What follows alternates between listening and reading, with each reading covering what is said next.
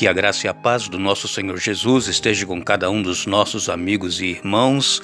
E aqui nos encontramos felizes para darmos início ao terceiro estudo no livro de Atos dos Apóstolos.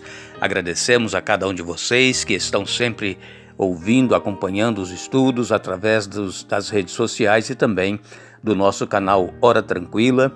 Se você ainda não se inscreveu, inscreva-se e compartilhe com outras pessoas para que assim nós possamos ir pregando o Evangelho e Jesus possa voltar logo. Oremos. Senhor nosso Deus e Pai que estás nos céus, estamos agradecidos porque nos concedes mais um dia de vida e também porque estamos iniciando mais um estudo no livro de Atos dos Apóstolos. Nós agradecemos aos nossos amigos e irmãos que acompanham os estudos e pedimos que Teu Espírito Santo seja derramado sobre cada um de nós para que possamos entender a Tua palavra e que possamos também colocá-la em prática em nossa vida. Em nome de Jesus. Amém.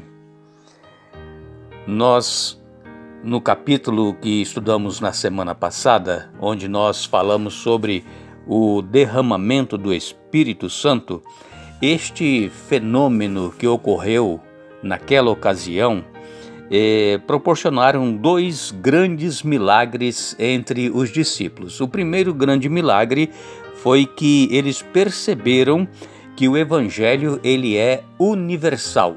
O Evangelho não era apenas para os judeus, mas era para todos aqueles, como diz a palavra de Deus, que estão longe, para todos quantos o Senhor nosso Deus chamar. Atos 2:39. Esta foi a primeira observação dos discípulos. O Evangelho ele é universal. E a segunda observação que eles puderam perceber no derramamento do Espírito Santo é que o crescimento da igreja não depende apenas do ser humano, daquilo que o ser humano pode fazer, mas o crescimento da igreja está diretamente relacionado com o poder que o Espírito Santo pode realizar naqueles que estudam a palavra de Deus, que reconhecem a Jesus como Senhor e Salvador, e assim o Evangelho vai sendo propagado e a igreja crescendo. Nós podemos ver que ser batizado em nome de Jesus, como todos nós somos batizados, e também quando somos batizados recebemos o Espírito Santo, são apenas os primeiros passos para nos tornarmos membros da família de Deus. E após esses passos iniciais, quando somos batizados e ao mesmo tempo também recebemos o Espírito, nós então devemos passar por várias experiências que produzem resultados como firmeza doutrinária, crescimento na comunhão, partilha do pão, uma vida de oração particular e pública e também visitação de casa em casa, uma vida simples, envolvimento com o crescimento da igreja, isto que aconteceu com a igreja primitiva. E então quando nós passamos a conhecer a doutrina da palavra de Deus, colocá-la em prática em nossa vida, quando nós participamos da comunhão, partilhamos o pão, nós também vamos perceber o crescimento da igreja em todos os aspectos. Nós lemos em Atos capítulo 2, versos 46 e 47, que diariamente perseveravam unânimes no templo, partiam pão de casa em casa e tomavam as suas refeições com alegria e singeleza de coração, louvando a Deus e contando com a simpatia de todo o povo. Nós, às vezes, gostaríamos que a nossa igreja fosse como a igreja primitiva, não é? Tivesse este espírito de alegria, de partilhar o pão de casa em casa, de louvar a Deus em todas as ocasiões e também cairmos na graça do povo. Este seria um modelo ideal para a igreja dos tempos atuais.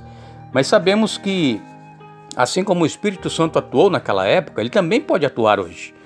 E outra, nós devemos saber também que o relacionamento com Deus, ele é individual. Nós temos a comunidade, a igreja, onde os irmãos se encontram, se reúnem, mas cada um tem a sua experiência particular com Deus. Uns têm uma maior intimidade com Deus, oram mais, perseveram mais, buscam mais e com certeza vão ter a presença maior do Espírito Santo em sua vida. E aqueles que apenas vão à igreja para cumprir uma formalidade, eles dificilmente terão o poder do Espírito Santo atuando em sua vida, como nós vemos aqui na igreja de Atos dos Apóstolos. Quando ocorreu o Pentecostes, como nós dissemos na semana passada, Lucas então ele muda aqui a narrativa para uma descrição geral da vida da igreja em Jerusalém. E perseveravam na doutrina dos apóstolos, na comunhão, no partir do pão e nas orações, Atos 2:42. Nós vemos que o evangelista Lucas, ele cita aqui pelo menos 4 itens. Primeiro, doutrina dos apóstolos, comunhão, partir do pão e orações. 4 itens ele cita. Estes 4 itens podem ser divididos em 2, que seriam, no caso, o ensino e a comunhão. E o ensino, ele ocorria normalmente nos alpendres que havia ao lado do templo, e a comunhão acontecia na casa dos irmãos. Ali nos alpendres do templo havia ali os rabinos que davam as instruções, e também os apóstolos que agora estavam batizados pelo Espírito Santo também ensinavam ali naqueles alpendres. E os rabinos eles ficavam olhando para aqueles galileus simples, pescadores, homens sem cultura nenhuma, e falar com tanta eloquência, com tanto poder. E então ali eles faziam o ensino da doutrina. E nas casas eles faziam então a comunhão dos irmãos. Nós lemos em Atos 2, verso 44, Atos 2, 44, todos os que creram estavam juntos e tinham tudo em comum. Verso 45, vendiam as suas propriedades e bens, distribuindo o produto entre todos à medida que alguém tinha necessidade. Atos 4, verso 34, a palavra de Deus nos diz: pois nenhum necessitado havia entre eles, porquanto os que possuíam terras ou casas, vendendo-as, traziam os valores correspondentes. Verso 35, e depositavam aos pés dos apóstolos, então se distribuía a qualquer um à medida que alguém tinha necessidade. Assim viviam os irmãos na igreja primitiva. Por quê? Eles faziam isso, e eles faziam sem ninguém exigir que se vendesse casas, propriedades para doar àqueles que necessitavam. Eles faziam isso porque eles haviam recebido a promessa de Jesus de que ele iria voltar, que eles iriam receber o poder e que eles deveriam pregar então a toda nação, tribo, língua e povo. E o que aconteceu? Eles foram batizados com o Espírito Santo, começaram a falar outras línguas, havia muita gente de todas as nações naquela ocasião em Jerusalém. Eles pregaram o evangelho que Pedro pregou, os outros discípulos traduziram para as línguas que estavam ali presentes.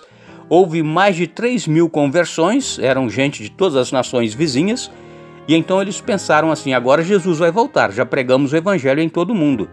Então eles esperavam a volta de Jesus para aqueles dias, por isso que eles vendiam tudo e davam para as pessoas necessitadas, e nos diz aqui a palavra de Deus que não havia necessitado algum, porque tudo lhes era comum, dividia o que possuía com aquele que não tinha. Nós agradecemos o seu acompanhamento nos estudos, desejamos a você um bom dia. Nós vamos voltar amanhã dando sequência a este estudo, mas lembre-se, buscai, pois, em primeiro lugar o reino de Deus e a sua justiça, e as demais coisas vos serão acrescentadas.